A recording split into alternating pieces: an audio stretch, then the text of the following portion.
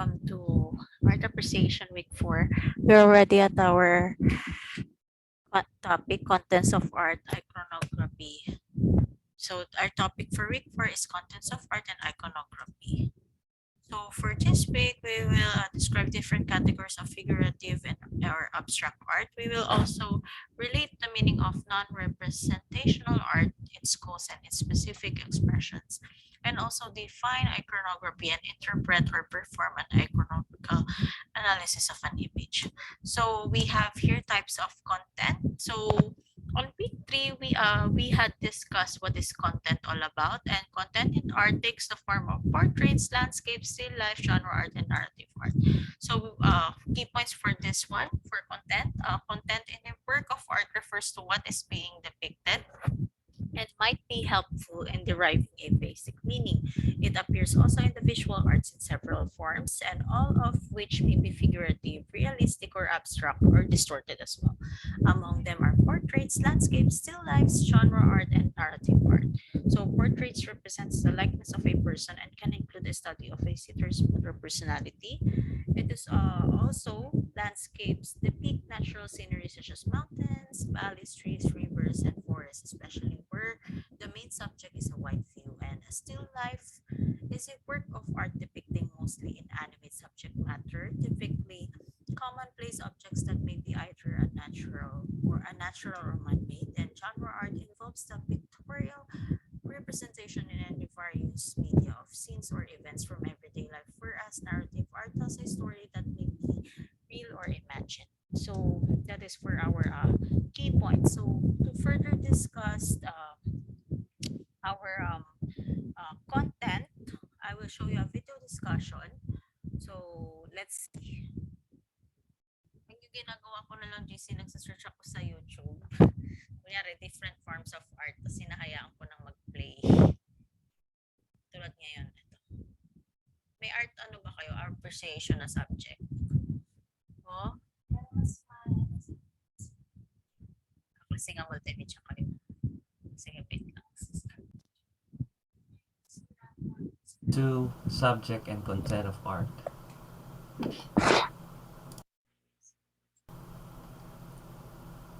The term subject in art refers to the main idea that is represented in the artwork. It is the essence of the piece. It is the matter to be described or to be portrayed by the artist. This may refer to any person, object, scene, or event.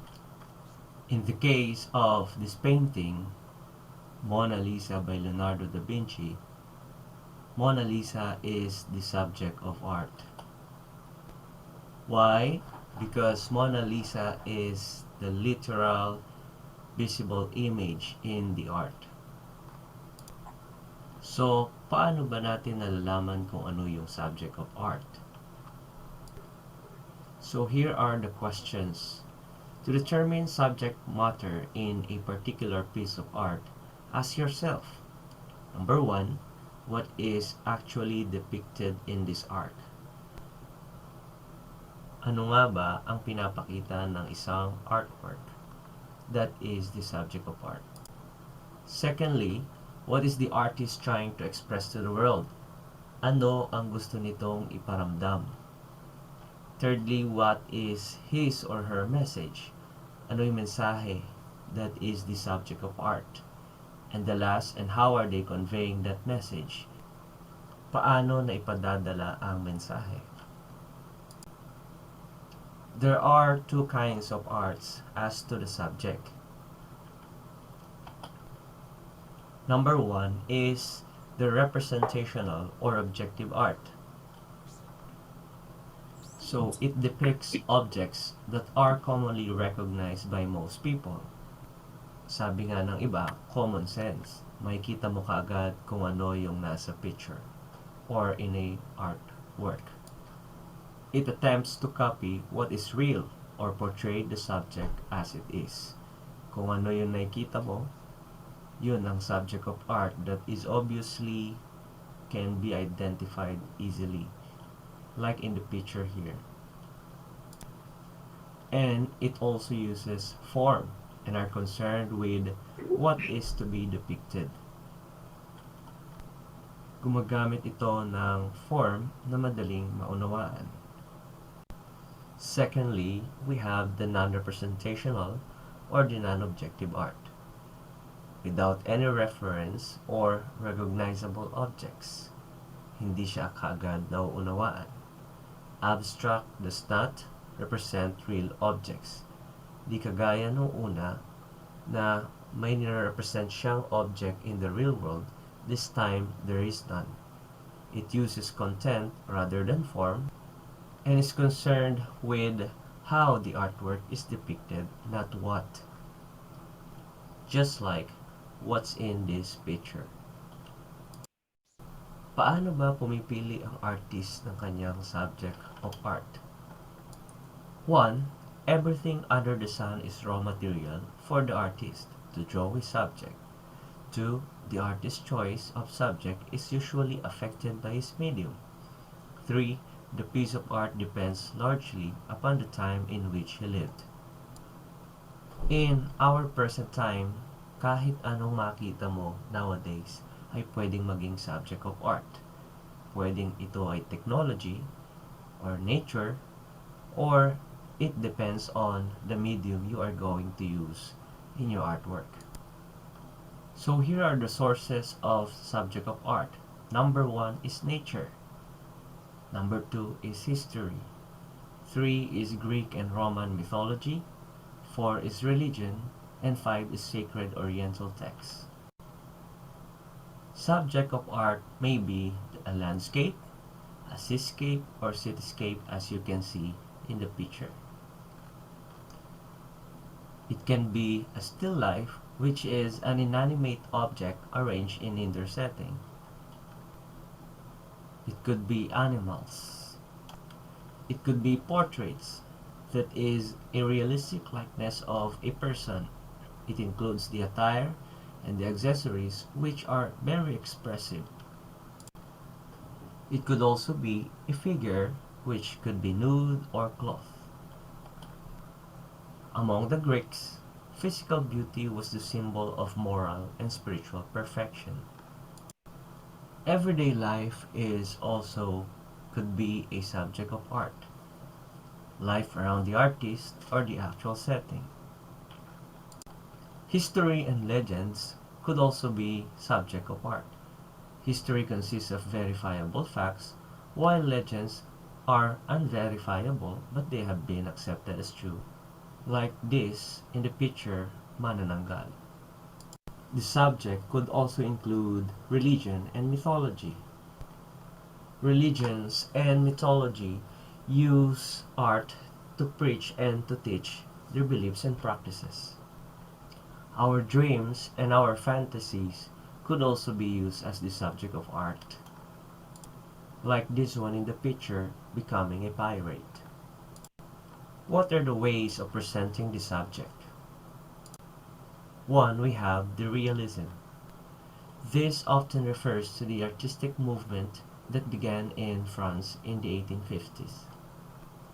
Realism's popularity increased with the advent of photography, a new visual medium that generated people's desire to develop objectively real things. Second, we have the abstraction. Through abstract art, the artist presents the subject in no way as the objective fact, but his idea or his feelings, which is known as emotionalism. So, it's all about what the artists are thinking and what mood they may want to reflect, as you can see in the picture. Next, we have symbolism. It is a painting with a symbol which is clear. A symbol is a clear indication that anything like an idea or a standard is invisible. Symbolism uses symbols to systematically focus or amplify meaning, rendering the artwork more subjective and traditional. So the meaning of the symbol would be depending on the audience perception, which might be different to the artist's literal meaning. Next we have phobicide. It is derived from the French le phobes, which means the wild beast. It is the last part of the 19th century artistic movement that stressed spontaneity and the use of excessive bright colors, as you can see in this picture. Next we have Dadaism. The word Dada is a French word which means happy horse. A happy horse is the children's pet toy made of a wooden horse mounted on a stick. We may claim it with this etymology. Dadaism is a nonsensical art movement. Some would say it is not art since it appears to have absolutely no sense. But in my opinion as a teacher, it is an art since it is man-made and a result of an imagination. Next we have Futurism, which is described as a modernist movement embracing the future age of technology. The automobile, the aircraft, the industrial town reflected the development of urban life and the technological success of man beyond nature is example of futurism. Next we have my favorite, which is Surrealism. It is an offshoot or a Dada boy, sometimes known as superrealism, which revolves around the process of making things look ordinary exceptional. It focuses on actual objects found in imagination or fantasy, or it has realistic subjects found in a subconsciousness, illustrating the inner mind's dreamlike images, which is seemingly not actually real. So if you found yourself daydreaming, you can create surrealist arts. Next we have Impressionism. It's also often called optical realism because of its interest in the actual visual experience, including things such as the influence of color, light and motion on the nature of the objects portrayed in the works of art. As you can see in this picture, Impressionism centered on explaining the visual stimuli originating from nature directly by the use of colors.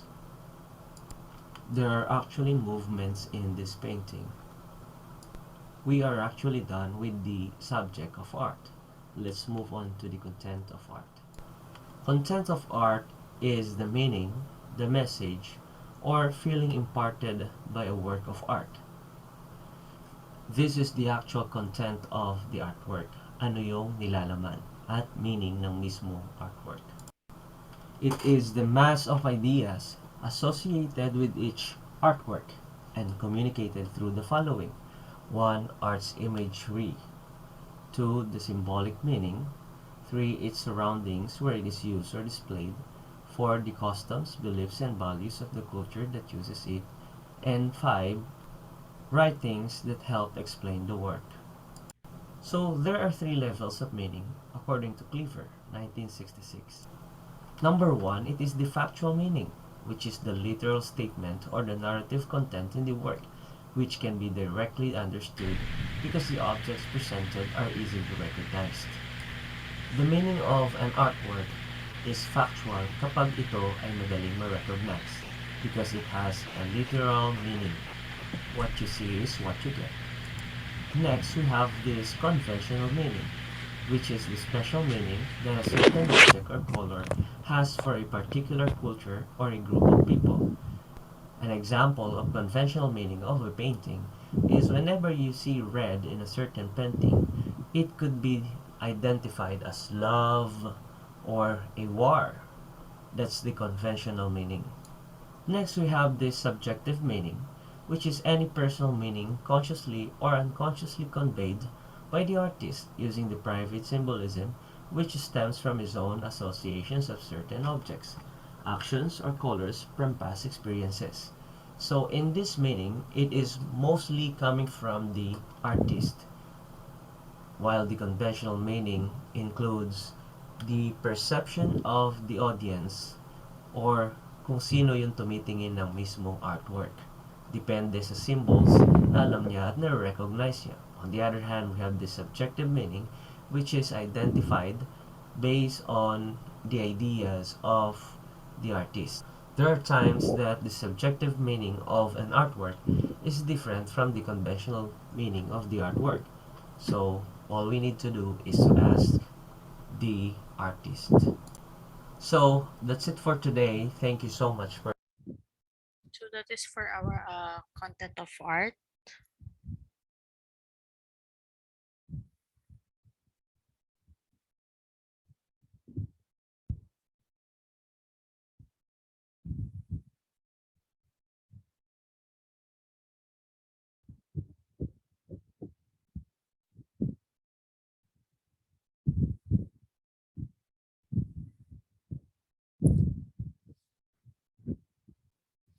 So in your PDF files, we have some added lessons such as the figurative and abstract art. We also have non-representational art, iconography, and proportion. So all of the meaning or definition is in your PDF files as well. So I will just post the video that I have shown you or shared to you here in our PowerPoint presentation. So for week 4 requirement, we have activity 1. Again, only one activity, equivalent to 40 points. So retrieve a classic painting from any historical period. Identify the genre of the painting and discuss thoroughly the representation that makes it fall under the genre you identified. Also, in a clean sheet of bond paper, print a copy of the painting with proper citation. So, the proper citation is as follows: the title of the painting, the artist, year it was painted, art movement it was produced, and also below the photo should be a descriptive content discussing the genre present in the painting. So, that is for our week 4 requirement once again. So thank you so much, everyone. See you on week 5.